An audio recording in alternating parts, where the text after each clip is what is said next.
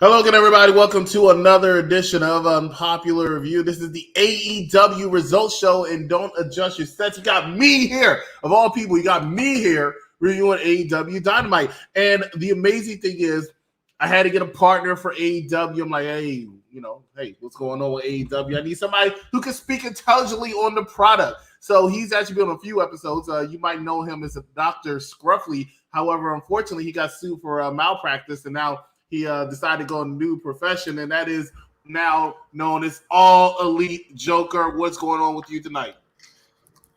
Oh, man, just enjoying a good show, fun show. Had to, scrub my brain from Raw earlier this week. But I'm good, refreshed, and happy to be here. So you're telling me that you think AEW Dynamite tonight was better than Raw 2 nights ago? Yes. Okay, that's debatable. We're going to talk a little bit about that. I mean, let's say AEW, they have big stars, right? And they start off with arguably the biggest star in the company, which is CM Punk versus Bobby Fish. Not a huge star, right? Because everybody loves some Bobby Fish. Everybody pays tickets for Bobby Fish. So CM Punk, Bobby Fish, what's your impression when it comes to this match? Did you like it? Did it deliver? Because I was looking forward to this ever since Friday. I'm lying. But I was looking forward to this ever since Friday. CM Punk, Bobby Fish, what we got? Well, it was Punk's first match on Dynamite. It was good to see him on Dynamite. I was happy. I mean, Bobby Fish, I'm a fan of Bobby Fish's personally. I enjoyed him in Undisputed Era when he was hanging out with Cole and them. I think he's a solid mid-card guy, somebody that's going to be good to help, some of the newer talent get in there and understand how to do things, with the TV and, getting timings down, cues, all of that fun stuff. But, yeah, just a nice, solid little match with Punk and Bobby. I think this was his 5th match here, being Punk. Punk had a nice little early going, then got hit, got out onto the outside, and Bobby Fish, just nailed him in the back of the leg, and that was the narrative for the rest of the match. And, Punk's, since he's come back, has pretty much been doing those, I'm rusty matches. And I mean, me personally, I'm seeing, growth and improvement every single time. He's, speeding up. He's pulling some more stuff out of his repertoire. Really, but he has that, connection with the fans that just, it can, you and I both know that fans can fuel a wrestling match and change a good match into a great match. You know what I mean? And so, he was wailing on the leg, trying different holds and things. Punk had a little bit of a, shine when he had a nice, beautiful leg lariat, which is getting more and more beautiful every time I see it. And then now the ending was a little interesting for me because the way it ended, Punk kind of looked at Paul Turner, that was the ref at the who was officiating the match. He kind of looked at Paul when they ended it because Bobby Fish kicked out within a millisecond of the 3 count. And he almost kind of the way Punk looked at Paul, it almost looked like it wasn't the time for that to finish because they tussling back and forth. Punk gets him up. He's been wearing on the leg, gets him up into GTS, hits the GTS. But it's very, it's very muddled. It's, I'm in pain.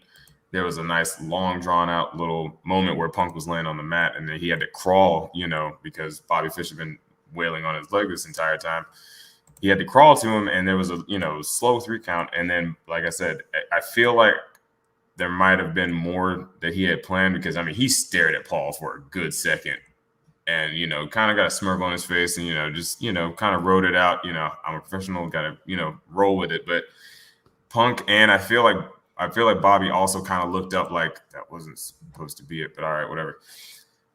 That was the only thing that kind of, threw me off a little bit. But I'm not sure. I'm not 100% sure, but just based on kind of how the flow of the match was going, it felt like Punk was supposed to get him up for a real one and, nail him for that one. So, and I feel like it kind of, showed with the crowd because the crowd didn't have that usual, extreme pop that they usually have at the end of a match that Punk's involved in when he has that move. But like I said, it was very, very, it was interesting to say the least. Speaking of interesting, that was an interesting icon I just saw flash across your screen there, Dr. Scruffy. You to change everything. Hey, CM Punk a little rusty, but CM Punk's moniker is best in the world, right? Chris Jericho. Best in the world. This was his 5th match, right? Since he's been back. Mm-hmm. But you said you can still see a little bit of ring rust with him. Accurate, or do you think it's ring rust? Or you think it's just age because he is getting older? Yeah, no, not ring rust. I mean, his ring presence is still top notch. I mean, I feel like, just him being, getting back into the swing of it, because, being able to go at the speed in which they go at AEW, like AEW knows no speed but go. And, trying to keep up with that and coming back into it, I just feel like kind of like what we saw with Christian Cage like when he first started, when he came back to when he debuted at AEW and he made his, triumphant comeback. But I mean, looking at Christian now. Well, he's older than CM Punk. Exactly. And so is Bobby Fish.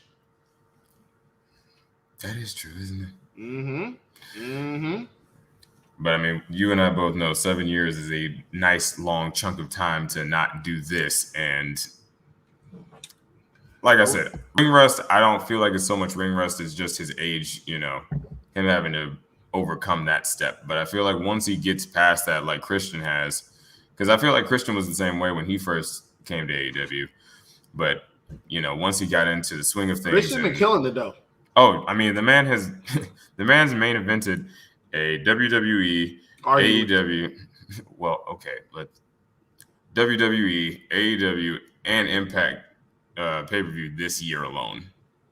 I mean, that's a damn good run when you come back, if you ask me. Well, he did very well in the Royal Rumble. He's had great matches in AEW. I'm not exactly sure. I feel he's been a good ROI for the company as far as AEW, and I feel like he just got placed to Impact Wrestling because he used to work with TNA, but I don't think he ever truly was a TNA guy. But shout out to Christian Cage. I think he's done a good job. CM Punk, I'm not exactly sold on. Saw him on Saturday. They even recognized him when he came out. He just never really looked like a wrestler to me. Great on the mic and great in-ring presence, but he has yet to find a niche. But he is the one that's probably, in my opinion, going to have that feud with Kenny Omega and take that title away from him. Your thoughts when it comes to that? Or do you think it's going to be not Kenny Omega? What's his name? Hangman Page. Sometimes I feel like you just have to go with what the narrative is, and everybody's expecting Hangman to take that title off of Kenny at Full Gear, which I feel like should happen, but controversial. I also feel as though MJF kind of called out whoever's going to win the match. I almost want him to, in his first title defense, to just lose it immediately. You're not a Hangman Page fan? Oh, no, I love Hangman Page. But you want him to lose immediately? I feel like it would really, just solidify the whole character as a whole, like what they've been going with this entire time, have the big moment. Now, I do have an alternate to this, this whole match. I have two endings to that match with Hangman or presumably Hangman and MJF. Either A, have him take it right off of him, or B, with these little seeds that they've been planting with Wardlow, have that finally be the moment where he costs MJF that title shot. You make an intriguing case, and I'm actually interested in this. And what I mean by that is that I actually wouldn't mind seeing Hangman Page take the title for Kenny Omega. Kenny Omega is a lackluster champion anyway, but Hangman Page take that championship off of Kenny Omega. I shouldn't say lackluster champion. I think his title reign is getting boring now. It's run its course. And Hangman Page loses that championship to MJF, and then MJF goes on to feud with CM Punk. The mic work alone between MJF and CM Punk will be incredible, worth the price of admission. I didn't think about that. Looks like you're thinking. Okay, looks like you're thinking because it never crossed my mind. So thank you so much for that. For me to say, hey, you could be right. Could be right. I don't know. We'll see. I wouldn't be surprised if AEW keeps that championship on Kenny Omega. We'll find out in Full Gear in a couple weeks. Let's talk about MJF. He's in action next. Him, Sting, Darby Allen's return. Paint the picture for us. What happened to this? Where do you think this is going? Darby Allen, hey, he's one of your most popular wrestlers in AEW, homegrown wise.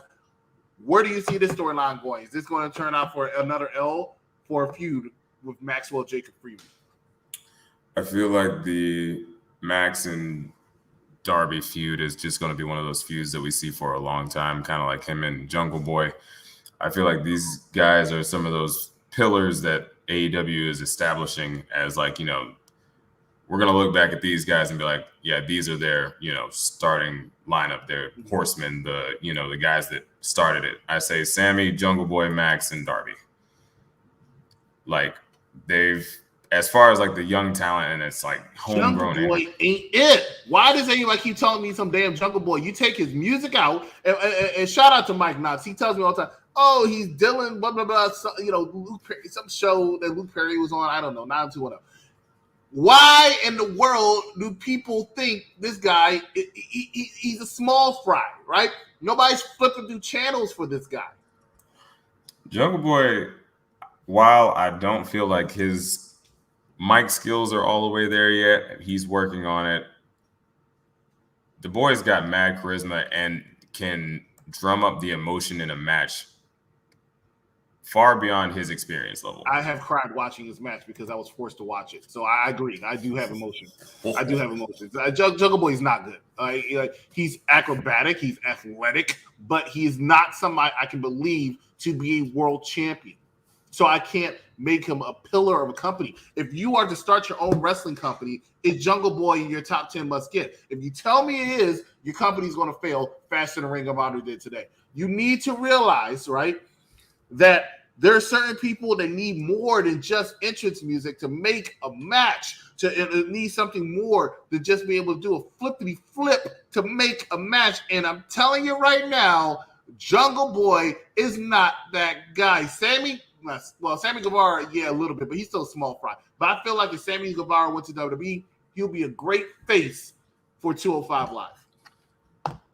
Sammy Guevara, I started out not really enjoying Sammy, but he definitely won me over, which I feel like is you know, the quality of an excellent wrestler. That ability, like, I still want to shave his head so badly. Like that little I can't stand the 10-10 haircut. I don't know what it is. I just don't like it.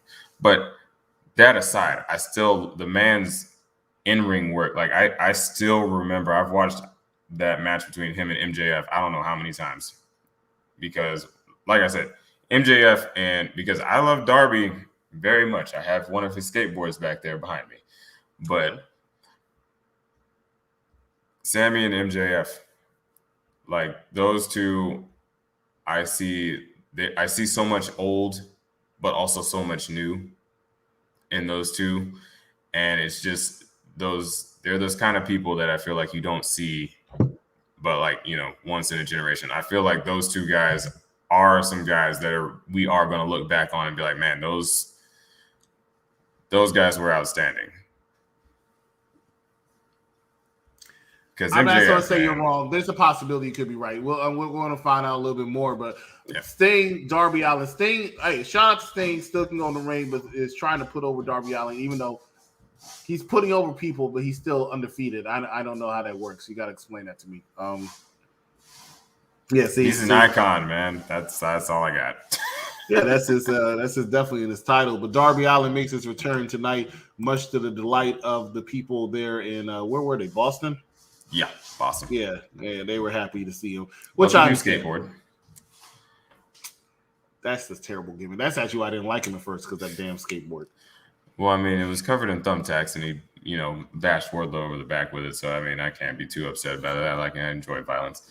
I kind of appreciate that they had Darby off for a couple of weeks, because it really added weight to the beatdown that he got. And, you know, that's one of the things I can say I usually enjoy. AEW usually has a really good balance on how long to keep somebody out to really add some gravitas and weight to the finish of the match. Not every time, but I feel I'm about like to say, because we want to talk about El Idolo soon, because I know he was on tonight's show. I want to talk about God's favorite champion, because I feel like he got a bad deal as well. But we'll stick with Darby Allen.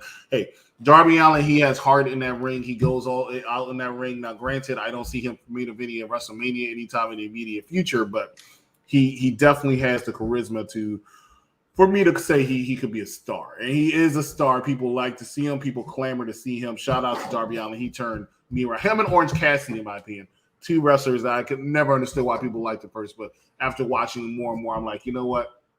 I see it. I haven't seen it on Jungle Boy yet. There's a lot of wrestlers that it took me a while to really come around to. Like I've already said, Sammy was one of them, even though he had the first, he was credited with the first match on Dynamite, The man's worked for where he's at now. But him,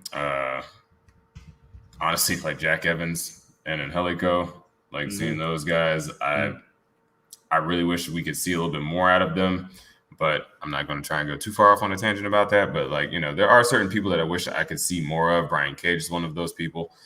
Brian Cage is one of those people that I could honestly see maybe making the jump over to WWE. Oh, no doubt. Because, he ticks all of their boxes. And, the man's an outstanding performer. I really don't understand the disconnect between him and the AEW crowd. Maybe it's just the booking. I can't put my finger on it. He doesn't do flippy crap. But that's the thing, he does. And maybe it's because of his not matches. Like Kenny Omega. No, not like Kenny Omega. But if you've seen his stuff in Lucha Underground, the man, and he was just at the most recent AAA pay-per-view. Me and my wife watched that one. And he was doing, flips and stuff in there. I've watched the man do a moonsault I don't know how many times. He can do a standing moonsault if I'm not mistaken. Brian Cage is very athletic and very talented, and I just don't understand why. Like I said, I don't understand the disconnect, but I could see him going over to WWE before I could see a lot of other people that have, been brought up in conversation. Homegrown wise, the first person from AEW to jump to WWE, because you know what's going to happen. In my opinion, it's going to be MJF.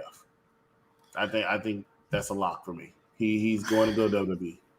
I don't know, man. Max, for me, just feels so much like a person that has to be unscripted, and I don't see him being happy in WWE with his promo style. Max says you can see the gears going in Max's head as he's saying the promos. I know he has certain points that he's going to hit on and that he prepares for, but there's other times where you can just see the cogs going and he starts getting that little shitting grin that he has. And I love the man's delivery. I feel like the man bleeds black and gold, honestly. I see him leaving. At least for the foreseeable future. I see him wanting to try his hand in WWE. I think that was where he wanted to always be, and he wants to go there and be a star. I think he wants to be able to punch his ticket to go there. I'm not saying that he's not happy in AEW. I'm pretty sure he is, but I do believe that is his end game, is to join WWE and see what he can do there. MJF defeats some guy named Donovan. Who the freak is Bryce Donovan? He's a local talent. Yeah, the poor guy. Match started, ding, ding, ding, heat seeker. It was over. And then, of course, he started talking smack about Darby, and then Sting came out. But then Darby was in the crowd and in a costume because it's, it's Halloween. Gotta love Halloween episodes. But no, always man, enjoy. I'm a butcher. I'm a butcher. The Elite. You want to talk about Halloween? All right. I'm a butcher though. They do this every year. I'm gonna start with that shirt you're wearing. That's what I'm going to do. But we're going to talk about that when we come back from commercial break, ladies and gentlemen. When we come back, we're going to dive right into a TNT Championship. What the fuck was that? We're going to dive right down to the TNT Championship. We'll be right back after this commercial break. Stay with us. You're watching Unpopular Review. Hit Row got called up from NXT to the main roster. Hit Row has not been a thing for very long. They just started. They were feuding with Legado del Fantasma. I feel like they all need a little bit more seasoning.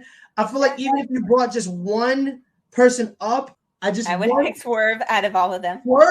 Swerve is ready. Swerve is ready to be a champion. He's ready to be NXT champion. He's ready to be, an IC champion. He's just ready. But if you called up all of them, I don't know. Right? Tell me how you feel about this. I'm not sure how I feel about it. I'm not big on Hit Row. I mean, Swerve is the only one that I would have picked to gone up to either SmackDown or Raw because he's actually ready. I feel like the rest of them needed more time, especially B-Fab. She needs a lot more time. Right. She's only been in that ring one, 2 times? As my brother Anthony says all the time, you ride. Ladies and gentlemen, welcome back on Popular Review AEW Dynamite edition. It's been a while, but AEW Dynamite's been on Saturdays, Wednesdays. I feel like they cheat a little bit more seriously. But the executive consultant here, joined today by All Elite Joker. Nice name. All Elite Joker right here. Let's dive down into a TNT Championship match. Sammy Guevara versus All Ego Ethan Page. The setup for this was on this past weekend's Dynamite episode where Scorpio Sky and Ethan Page was talking at Yakety Yak against Sammy Guevara, who came in and had a little bit of rebuttal for that, setting up this match. How do you think this match went? Do you think these two have chemistry in the ring? These are two of the best to do it inside of AEW, but the results of it is Sammy Guevara, of course, defeating Page. A lot of pages in wrestling. Pages and cages, that's what we got. I actually really enjoyed this match. Sammy had a nice early flurry. He had a really good pop. I really appreciate how, I think the audience and just the AEW family has just really embraced Sammy as the champion, which I've been enjoying highly because I am a fan of Sammy's. But yeah, he had a nice early flurry against Ethan Page. I mean, he beat the brakes off the man before the match even started, and then Bryce finally got them in the ring. Had a good pop. Ethan, again, is one of those guys I understand why he's there. You know, Ethan's always solid. His sells are great at storytelling. The story this time was Sammy was trying to get his revenge for that bloody nose they gave him, which, again, I always love when your babyface gets, popped open because it just adds and gives a good reason and just adds to the story of it all. Because now they really have something to prove. Sammy, for all intents and purposes, when they left him, was in a heap. Mm-hmm. They beat the man down. He was all bloodied and stuff. He looked horrible. Boys had to come save him. But I appreciated the fact that they did have everybody barred from ringside because it made you focus on the match. And they held to it, up until the ring. The ring from the bell. Nobody was out there. It was just Sammy and just Ethan. They took a couple of bumps that I was very terrified for. But all in all, great ending, great pop. Had a great ending. The Ethan, of course, going for the ego's edge, trying to go off the top rope, going too big. Sammy slides down in front, hits him with the run off the top. Always beautiful to see.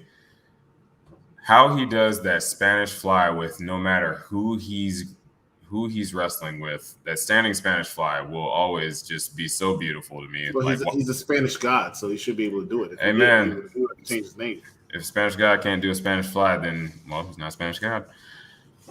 The one he did with Miro, which was beautiful. But, yeah, excellent match. And, of course, the shenanigans afterwards. Scorpio runs out. Surprise, surprise. Match is over.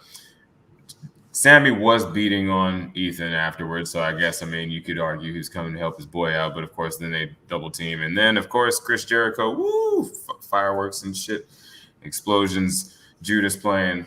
And then here comes the entire inner circle all in there. Beautiful vests. And, of course, now we're going to have a 10-man at Full Gear with the returning Chris Jericho. Now he's back from being on his boat with all of his wrestling buddies. And, just a good setup. Set up the next week with Dan Lambert and the America's Top Team picking out who's going to be there. So we got 2 picked already. I don't know who all I want to see. I'm hoping maybe Masvidal. Junior Dos Santos, actually, I feel like did a really good job in his first wrestling match, considering I feel like he must be a fan because, you're not that good at wrestling. I know the man's a combat sports god, but like you're not that good at professional wrestling unless you're a fan, especially in your first match. And interested to see who the third person is. I would kind of like for it to be Dan Lambert, just so we could see Dan Lambert take some kind of bump. And I feel like it'd be rather amusing, and people probably love it. But that's just me. Good segment. I'm so sick and tired of Inner Circle. I want them to go. AEW's been around for over 2 years now, and they should have been disbanded after their war with the Pinnacle. I have no idea why they're still around. I won't argue with that. They need to go. It is not that I find them boring. I think they're all amazing talents. I think the only person that would really be hurt by it is Jack Swagger, Jake Hager, whatever you want to call him. But I'm pretty sure they're Proud and Powerful, or the hell their names are, LAX would do very, very well. Proud and Powerful. Without the Inner Circle. I really thought the LAX was the team that should have defeated Young Sucks for winning by winning the AEW Tag Team Champions. Now, I had no problem with Lucha Brothers winning because they're one of my favorite tag teams ever. But I thought that should have went to LAX. So I think the Young Sucks just didn't want anymore, so they just dropped it to the Lucha Brothers. But anyway, I just, if Sammy's been doing okay, he's been pretty much on his own anyway. But I mean, the Inner Circle's still around. Chris Jericho needs to start, winding down. But I mean, the way it is, the way it's working, okay, fine, go ahead and do what you got to do. But it's just been going on way too long. Speaking of stuff that's going on way too long, TBS Championship Tournament, Hikaru Shida versus Serena Deeb. This was a rematch from a couple weeks ago when Serena Deeb picked up the W over Hikaru Shida, preventing her from picking up her number 50th win in All Elite Wrestling. Of course, this time she was able to get that 50th win and move on in this TBS Championship. Now, I have a controversial topic to talk about. There are a lot of people out there that think this title should not exist. It was not necessary. It was not needed. Your thoughts on the TBS Championship? I don't see why it shouldn't exist. I know people kind of want to, a lot of people are like, I understand where people are coming from. The women's division is not, the most polished yet. But if you really look at the landscape, most women are all like the top women in the industry right now are somewhere else. The majority of them being in WWE, which means, we're not going to get them unless they decide to start letting go of the women, which, funny enough, they've been a lot more tight-fisted about than the men, which is evident by the AEW roster right now. You know what I mean? I'm not going to sit here and act like we don't have a bunch of WWE guys, but what I will say is that the WWE people we have were not brought here necessarily because of their star power. And I feel like, hold on. I'm saying strictly for star power. You can't tell me every guy that's in that ring right now is not just ridiculous. Well, no, you have a point because Tony Nese debuted, right? And he doesn't have star power. No, he has no star power. Neither does Bobby Fish. Everybody's been doing nothing but talk shit about Bobby Fish since he's been there. But what has he done? Put out a solid match every time he's been on that screen. Bobby Fish can release from AEW tomorrow. Nobody will pay attention 3 weeks from now. That's not the point. He's solid in the ring, is what I'm saying. They have a lot of talent that's solid in the ring. That doesn't mean they had to hire Bobby Fish. Yeah. That's just a waste of space. They hired him strictly out of. I was about to say, I'm sure that's part of the Cole package, and we all. Yeah, exactly. Thank you. That's what I was getting at. Hey, man, look, I'll call my company as a favor for Adam Cole, baby. I will call my company out on their bullshit. Okay, like I'm not. I'd sit here and act like that's not what that was.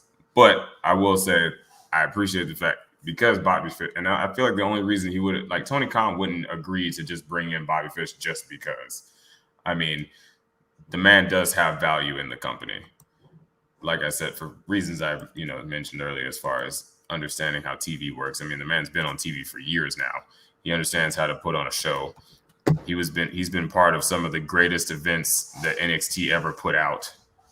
I always enjoyed Bobby Fish personally. I know I'm an army of a few, but I appreciate Bobby Fish being here. I liked him in Undisputed Era. He did his role well in Undisputed Era, but he was never going to be a star.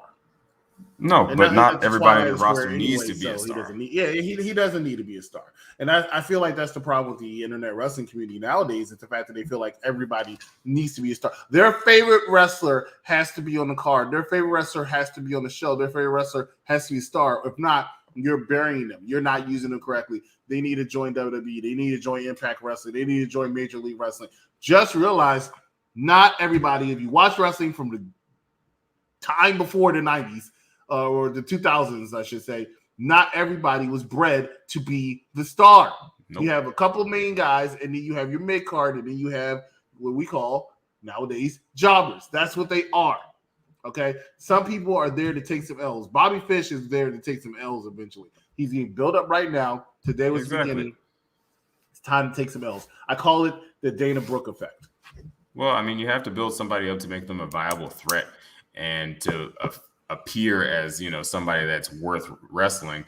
But you always have to have those guys who are going to be your mid card, and, main event level jobbers. Look at Dolph Ziggler. Dolph Ziggler is an amazing wrestler. But let's be real here. For the most part, Dolph Ziggler is usually a high-profile jobber. Same thing with Miz. Miz has his, runs. I love Mike. All right, I love the Miz. Always have. Okay, like I love the Miz. The fact that he's still on Dancing with the Stars, like my wife. I vote for him every week. Same, because I love the man. He puts out great energy, and it's just, look, I don't even watch the shit. I just vote for him. I've seen a couple of them. He's doing very good for himself. But there's just certain people that you put as a high-profile jobber, which, I don't necessarily agree with. Like Cesaro, for example. Cesaro should have been a champion I don't know how many times by now, but that's, I'm not here to talk about that. Not on the mic. Nope. But anyway, like I said, you have people like Bobby Fish that just need to come in. You build them up for a minute, make them seem like a viable threat, and then you go ahead and shift them in. Have him win every now and again so he stays as a threat and to keep those numbers good. But, Dark and Elevation is where I'm expecting to see Bobby Fish. Rampage, that's where I'm expecting to see Bobby Fish for the most part. I'm not expecting to see him on Dynamite all the time. I'm glad that they, gave him the nudge to have a match with CM Punk. I feel like it was a good fit for him. They had a good match. Shida and Deep. I'm going to say right now, for me, that was match of the night. Those ladies put everything they had in that ring, outside that ring. The bumps were outstanding. The rage felt so real. This felt like a blood feud. And I love me a good blood feud. Of course, Serena being the practitioner that she is, the woman of 1,000 holds, she found a spot to work on Shida, and she worked it. And that spot being the left knee, which we all know. Shida loves using her left knee. That's like one of her power striking, she likes to hit that running knee as one of her finishers. You know what I mean? She likes to hit that running knee off the chair on the outside. Her little, she likes using her knees. She uses backbreakers. Like, her legs are her mainstay when it comes to her wrestling style. So, of course, Deebs went after that left leg. Shida would get a good couple hits of offense in again. Then eventually something would happen with that leg.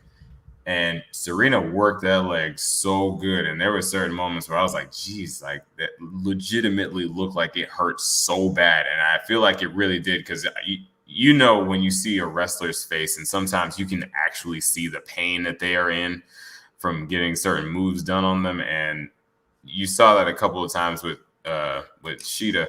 But the intensity that these ladies left out there was just outstanding. I guess second match for me would have been Ethan and Sammy would have been my second match. But yeah, match of the night for me. The missile drop kicks were always on point. That delayed vertical suplex that Shida pulled out and just wrecked her with was beautiful.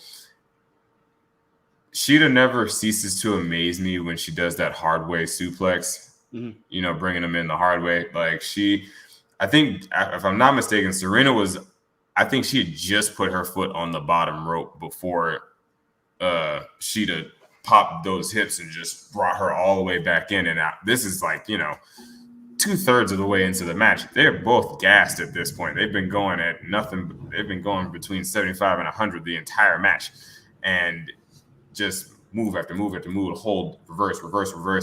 The way that the finish was just chef's kiss, beautiful, outstanding. Like the roll-ups back and forth, they were constantly countering each other. It looked like they've wrestled each other a million times, and it was just, it's the kind of matches that I wish we could see out of the women's division all the time. And if I feel like if we did see matches like this all the time, then, the women's division wouldn't have such a bad rep. But I do feel like they will get there. We have people that are getting built. They have a deep women's division, and people don't understand that. They have a very large women's division. Granted, they don't have the amount of talent. Not saying that they're talentless. Right. I might joke around a little, but I think the women they have do have talent. I just don't think that you can't compare them, unfortunately, to a Raw, SmackDown, even the NXT at this point. No. But they have it. Now, I think the main gripe that people have with the TBS Championship is the fact that you went to a secondary mid-card title for the women as opposed to actually creating the tag team championships, and I think people wanted them to create tag team championship. I don't necessarily think they should have went that far, because I think they are going to go ahead and build the 6-man tag titles, which I cannot stand. The fact of doing that, and they didn't want to do too many tag titles. Never a fan of tag titles, 6-man tag titles. It doesn't make sense. Hey, man, everybody will get something different out of wrestling, man. Here's something different. Dean Ambrose faces not Ty Dillinger, and this is a world title eliminator match. And, of course, we already know who's going to win this one. But this is somebody else I feel like is going to WWE when their contract expires. That's being Dean Ambrose. Jon Moxley has been on an absolute warpath for the last couple of months, and it has been something beautiful to see. Yeah, he went against 10 tonight in the Eliminator tournament, and I was expecting what happened, which was just a bloodbath, considering what happened with Wheeler Yuta last week when he just beat the man in something like 15 seconds. I don't even think it was that long. The man came in, kicked him in the stomach, paradigm shifted him and left. 10 got a little bit more offense in than that, but I mean, he did a toe hold into the steps that I legitimately thought like 10 had busted like all of this, like the impact in which his face smacked onto that steel steps was just terrible. And then he ripped his He then ripped the man's face mask open, bit him on the face, and then just beat him to a bloody pulp, which, of course, is Mox is nothing less than a hard-hitting fighter. That's what he's become known for at this point, really going back to those deathmatch roots back when he was on the indies. And, I mean, I've been enjoying it because, like I said, I'm very much I enjoy death matches in that sort of vein. I know that type of wrestling's not for everybody. I like I said, I know it's not for everybody, but I enjoy very stiff wrestling. It adds to it, that Suzuki Danielson match was one for the books. Like, that was one of the greatest wrestling matches of all time. I will sit here and say that, at least in my opinion. But back to Mox. Mox has become known as, one of the hardest strikers in AEW. He's kind of the Minoru Suzuki of AEW. He's that guy. If you're going to get a match, you're going to get a real stiff match with John. And this was no exception to that. Beat Preston. Preston got a good couple of hits in here and there, but nothing really to speak of. Moxley beat him to a bloody pulp, ripped his mask open, paradigm shift, 1, 2, 3, we're done. Good match, did what it was supposed to do, which is continue this rampage that John's been going on, which is interesting because he keeps going up in size of people that he's fighting, which has been kind of interesting. Like, he's kind of started off small, and then he just progressively has been beating bigger and bigger guys. So don't know where this is going to end, but at this point, I'd hate to be in, that man's way right now with him and that new baby. I think he's just doing a highlight reel so he can see how WWE can see how valuable he is, and he goes right back over there because I don't think Renee wants him to continue that style of wrestling with him having his newborn child for a long term. Okay, so that's my main reason. Besides, like I said, the money is in the him versus Roman Reigns match. Just this. Yeah, ladies and gentlemen, when we come back, we have more people to talk about, including Elite, Malachi Black, and this man's shirt. We'll be right back. Stay with us. You're watching Unpopular Review. I feel like it's this third brand. It can be this great thing if you allow it to be great. That's how I feel. It was great. They were putting on bangers for weeks, and everyone said that they were mid. And then half the people who were in there who they said were mid showed up a few days ago, and now they're not mid. Oh, I'm just saying. You guys are talking Matt. Let me not get into it, but you guys are fake, and that's just that. Not anyone who has logical sense, you're not fake. So it's not about you. If the shoe doesn't fit, don't try and put it on. No, that's not good for the toes. Don't do that. It's really bad. Like I did that one time, and it was uncomfortable. You ever wore shoes and it just didn't fit your feet? It's awful. Don't do that. Yep. You've done that. NXT content. The fans decided they wanted to watch a shiny new toy and shit. Let me tell you. And she goes on to tell you. Ladies and gentlemen, that is NXT Captain Shakespeare as well as Bad Guy Jack. This is AEW Dynamite here. The executive consultant joined today by All Elite Joker. I almost said All Elite Wackness because that's how I feel about AEW at times. They do produce some good shows sometimes. This one, from what I could tell, was not a bad one after coming up with that lackluster on Saturday. I'm sorry that crap was boring. It was a Saturday show. I'm going to give an AEW another try. That was my first and only AEW show. I've been dying to go to one. And it was just lackluster. But I'm going to try to go to another one, and we'll see what goes on. Maybe I'll try one of those AEW Darks down the street next time they tape over here. Next thing we're going to talk about is Malachi Black, Andrade El Idolo, who attacked Cody Rhodes and gets the save by none other than Neville, better known as Pac. And, this feud is annoying to me. I'm sick of seeing Cody Rhodes. I'm sick of seeing Malachi Black. Not because I think Aleister Black or Cody Rhodes is a terrible talent. I like both of them. I respect both of them equally.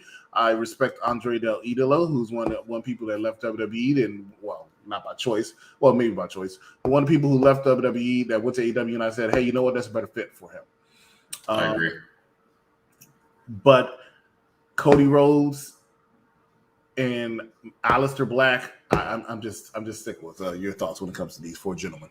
I would also argue that Malachi is a little bit better suited for AEW just because of his, what he likes to do as his character and persona. It's very dark, and WWE has, intentionally kind of gone away from the dark stuff. I really wondered how they were going to portray him once he, because Aleister Black in NXT and Aleister Black on the main roster were two different guys, Yeah, one worked with the NXT crowd, but did not work with the mainstream. It wasn't the way he was portrayed. It was just the fact that the NXT, me being an NXT guy, because I was there, and we embrace our home-owned talent.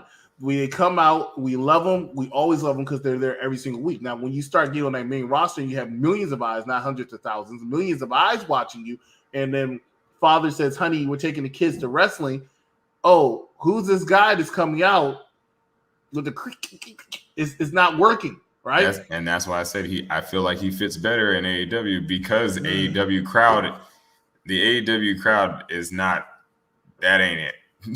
They chant cowboy shit all the time. I mean, that fits. He works better in AEW, like as far as the demographic is concerned. They're not really as concerned about how, if you bring your kids, that's great. And they're going to, and I was surprised to see a couple kids at the AEW Dynamite. They give out the little sensory bags and everything with the headphones and stuff. Nobody uses that shit. I know nobody uses it, but I mean, they give it out. I mean, they know what's going to happen. But I mean, me personally, I mean, like if you look back at Attitude Era, take your children to a wrestling show at your own risk. Like that's, if you watch wrestling, you should, and you're taking your kids to a wrestling show, just on a small little tangent. If you're taking your kids to a wrestling show and you watch the product, don't sit there and be confused and surprised when you hear lots of expletives. You're right. Like I never understood that. Like people sitting there with their hands over their kids' ears and stuff. I'm like, you knew what you were signing up for when you came here. You know, that's the beauty. That's what's been working so well for WWE is the fact that they can have, you can bring the family, you can do all of that. But I mean, I know AEW has a cap on where it's going, like, as far as viewership and everything. Because of that fact, AEW is a little bit more raw. It is a little bit more, rough around the edges. They don't censor and bleep or be concerned about that sort of thing. They show blood a lot more, but that's a certain section's bread and butter. AEW I have a good number of friends that were lapsed fans that have been gone since the PG era pretty much started, because this is the style of wrestling that they enjoy. This is the kind of product that they enjoy. And unfortunately, the E just wasn't doing it for them anymore because it didn't, it wasn't as much like that. You know what I mean? There's obviously been some great matches, some great hard-hitting matches, some great hardcore matches that have happened in the E since the PG era has started.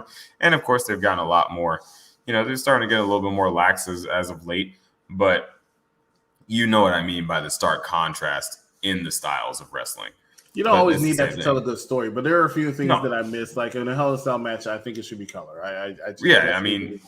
It needs to be. And don't get me wrong, Edge and Seth Rollins did they have color at all? I don't think so. Because if somebody gets busted open now, it's usually by accident. But they had a great match.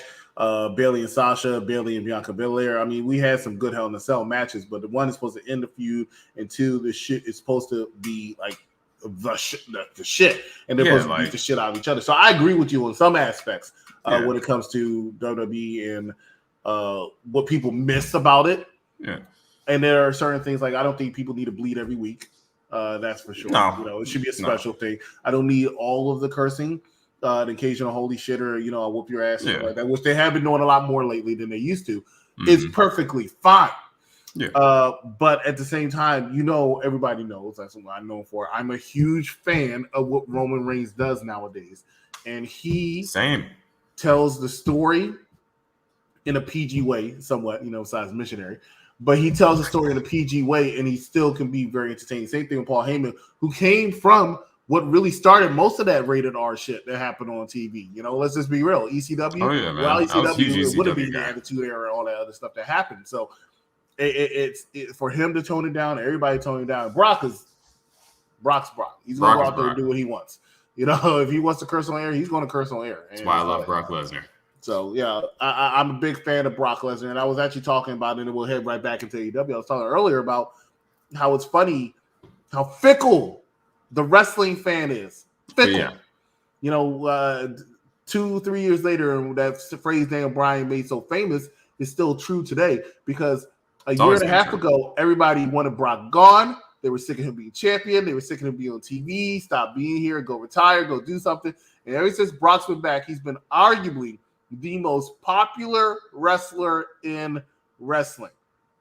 It's amazing how fickle the fans are. And now he's getting all the babyface pops. And people want to see him, and they're tired of Drew McIntyre. And that was your guy right when Brock was leaving. So it's just amazing. But I can agree with you. Like I said, I think El Idolo is better. Andrade is better in AEW. I can see why you make an argument Aleister Black is better in AEW. I'm teetering on that.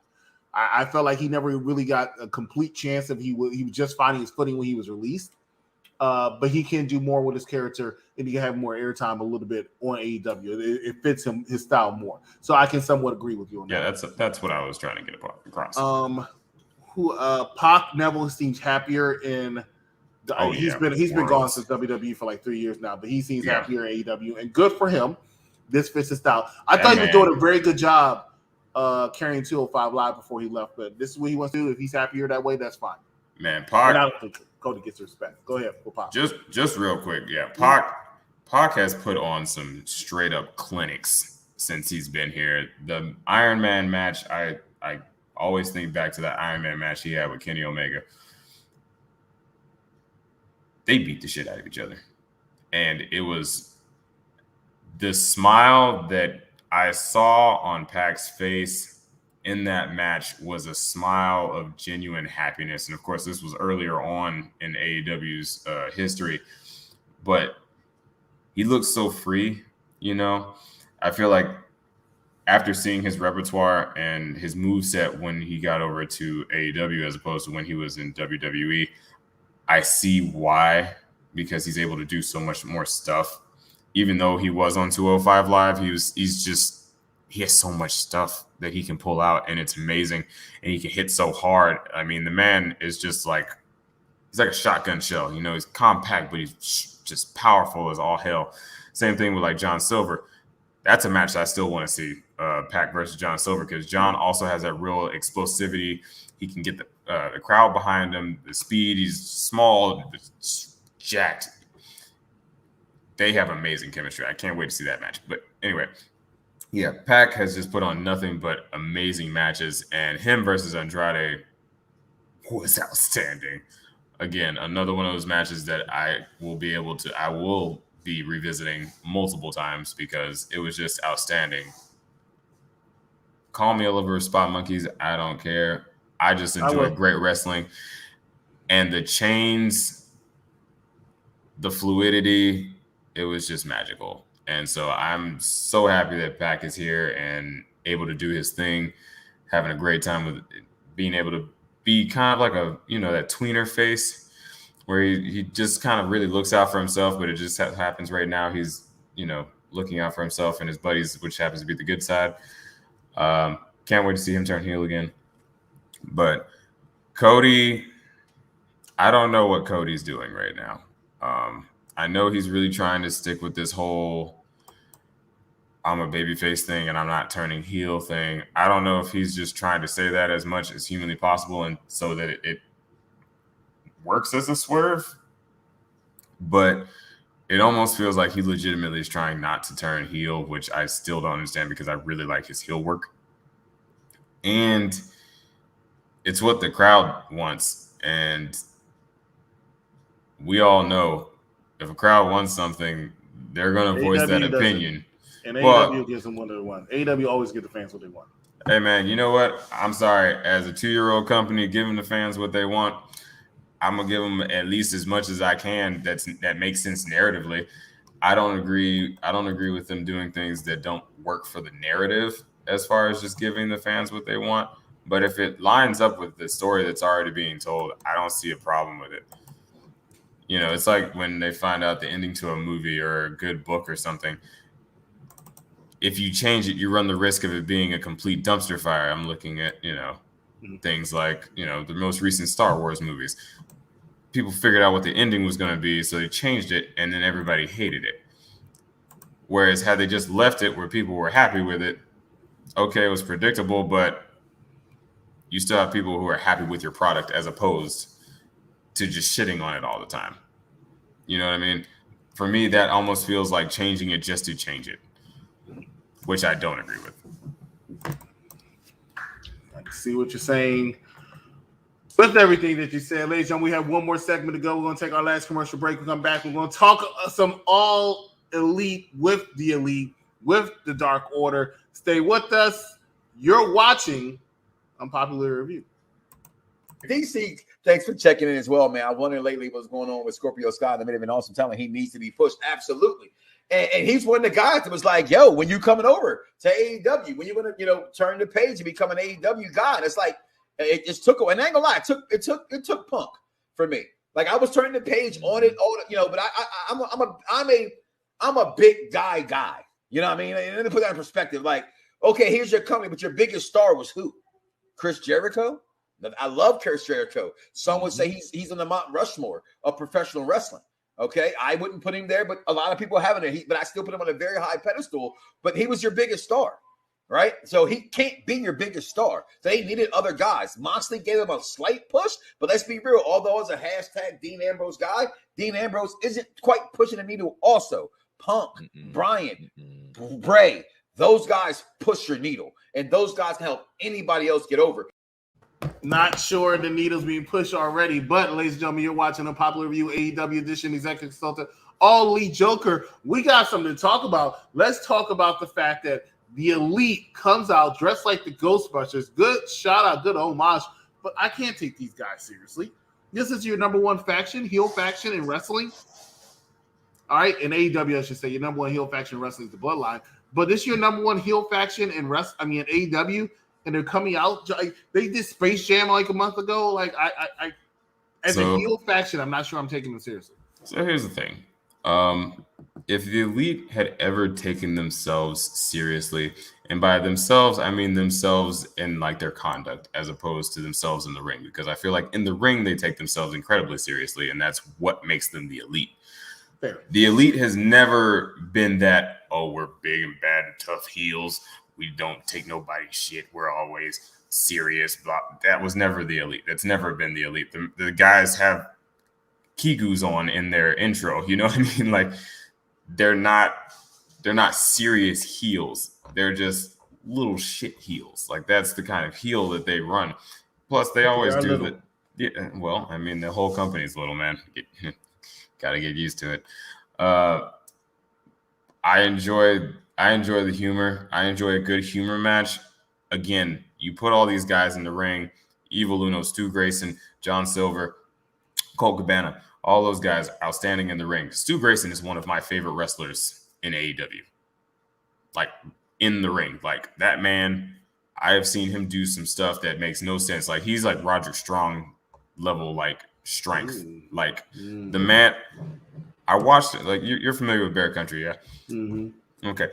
The fact that Stu Grayson can take Boulder and put him in a torture rack and then throw him up and hit him with a backbreaker, that makes no sense.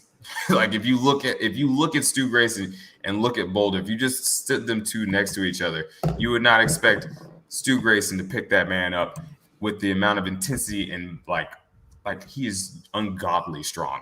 And then he's insane. He throws himself full send every time, and his precision is outstanding. He had a match with like a little spurt of something with Kenny, and I really want to see that as a match because Kenny Omega, they call the man the best bout machine for a reason. Kenny Omega may not be the best character-wise. I've questioned many of his character choices, but what I can never question is that man's ability in between those ropes, which is at the end of the day is why everybody's here. Like the man, he can cause you to not like him with his heel, like with the way he runs his heel gimmick, but put on such an amazing match that you're not even, that's all you can focus on is the match. And when a wrestler's ability in the ring supersedes anything else they do outside of it, I don't feel like he has to be that kind of like super serious heel. We've got enough super serious heels. You got MJF for that. You know, MJF is your old school, super serious, business is business heel. You know, we got other guys like that. I enjoy the fact that we can have the guys who started this company and are some of the greatest pro wrestlers that haven't, you know, officially had an E run, that have created this company to be the first, you know, competition for WWE since WCW went down. I love the duality of the fact that they don't take themselves seriously outside of the ring and are just complete goofballs until they get between those ropes and they destroy people. If you had a situation, if it was the opposite where they weren't taking themselves seriously and they weren't doing things in the ring, then there would be a conversation there. I feel like that would need to be had. But because they always back up what they do, I can't argue with it. And I'd be lying if I didn't say it makes me laugh. Like I love every year when they do the Halloween thing. Like last year they did Street Fighter. You know, Kenny Omega came out as Akuma, and then the Young Bucks were Ryu and Ken. Like I enjoy that kind of stuff because it's not something. Well, New Day do also do stuff like that now. Exactly, which I love. Like I popped so hard when they came out at WrestleMania insane costumes. Like I like that kind of stuff. Oh like, yeah, that crap. I thought it was funny. I hate that. I'm not an anime guy. So. As a huge nerd, you know, I'm one of those people who will always look to see what people's gear has represented. Cedric Alexander has done so much. I mean, he's done a Black Panther. He's done some stuff from anime. I'm not going to sit here and ramble it off because I'm just going to maybe sound much more like a nerd. Not at all. Sure. Yeah, I enjoy that sort of thing. Again, like the hardcore deathmatch stuff, I know it's not for everybody. I know that's not everybody's cup of tea. But like I said, as far as it being a goofy match, it adds to the fun. And it, added more fun for the end of the match. Because everybody was in costumes, you were able to have, you had all of them come out, and then of course Knock and Brandon Cutler are their, mascots or whatever. So Knock was in a big baby costume in relation to Adam Cole, which I thought was funny, and it had a bib that said "Bebe" on it. I thought that was amusing. And then you had supposedly Brandon Cutler inside of the Stable Left Marshmallow Man because Ghostbusters. Thought it was a great idea. I just saw the whole thing as when they came in. I was like, ha, that's great. I enjoy that. That's funny. Of course, that leads us to the end of the match. Had an amazing match. Beat the tar out of each other. In the middle of the match, you have the horse come back out from when Dark Order came out with their horse, and Evil Uno was doing his cowboy shtick. He's a cowboy for Hangman Adam Page, and the horse comes back out. Elite, of course, thinking it's somebody from the Dark Order, hit him, just nail him. Of course, them being proud of themselves, rip the mask off Scooby-Doo style. It's Brandon Cutler with duct tape on his mouth. And anybody who watches wrestling knew where this was going. But, of course, it was fun. Always enjoy incorporation with the gimmick. Then, of course, you got the Marshmallow Man standing in the back. They clear the ring. Marshmallow Man standing there. Yeah, they did. Did they? So or did they not? Not really. I mean, it didn't really have any. They kind of, they were just defending themselves, in my opinion. But of course, you got Hangman come out with the Marshmallow Man. The switch, always fun. Watching him hit a dead eye as a Marshmallow Man was absolutely outstanding. And like I said, I enjoy a little humor in my wrestling. It takes, it cleanses the palate. It makes everybody have a good time. Had a fun time. Everybody standing on top. Dark Order win. I enjoyed the finish personally because, like I said, Dark Order, they don't take themselves seriously. Elite, they don't take themselves seriously. But what they do take seriously is their wrestling. And the wrestling was solid. It was a great match. You had the end shenanigans, which we all knew was going to be a thing. And like I said, all around good segment, set up for what's to come, and just, kept the feud moving at a good pace, which I feel like it has been. Had Hangman, of course, extenuating circumstances with the baby. Give AEW Dynamite tonight a rating. What do you, A, B, C, D, F rating? What would your final rating be for the show? A being highest, F being lowest. For me personally, I'd give it a solid B. It wasn't the absolute best show I've seen out of AEW by any stretch of the imagination, but it wasn't bad. I didn't have any issues with, for me personally, I didn't really have any issues with why, thank you. That seems very generous. That D Shida match, I just have to go back to it. Those ladies put on an absolute banger of a match, and whenever I see those matches, I always hope that it just lights that fire in the rest of the division to just go that much harder, and to prove to everybody that the AEW women's division is something to be held and something that will be a threat, and to show that they are, viable competition against the E. Oh, real quick though, one thing we didn't mention. Sure. The small promo thing between Eddie Kingston and Bryan Danielson. I've been enjoying it since they did it, started it last Saturday with the tournament stuff. Danielson has hit just another gear of intensity that I haven't seen in him in quite a long time, and I'm so excited to see it. I'm very excited to see this match between him and Kingston. Look, man, it's going to be a stiff match, and Bryan... Kingston's not a wrestler to me, but if anybody can get it out of him, it's Daniel Bryan. And that's what I was going to say. Danielson has pulled out nothing but A matches out of every person that he's wrestled since he's gotten there. And I feel as though we'll probably see Eddie Kingston's best match since he's been here.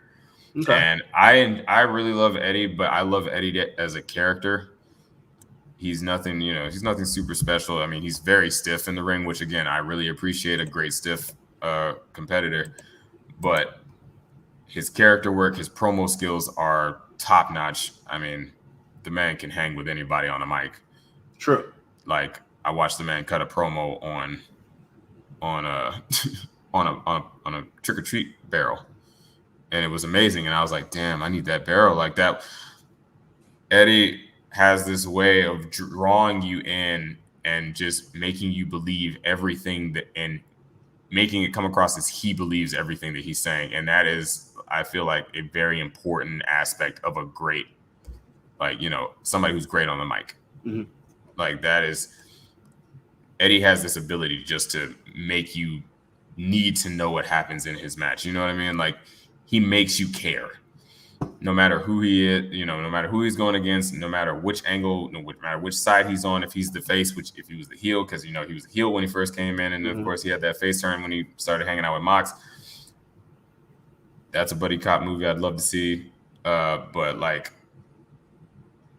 Eddie Kingston is probably going to have his greatest match possibly ever with Bryan Danielson. And Bryan is just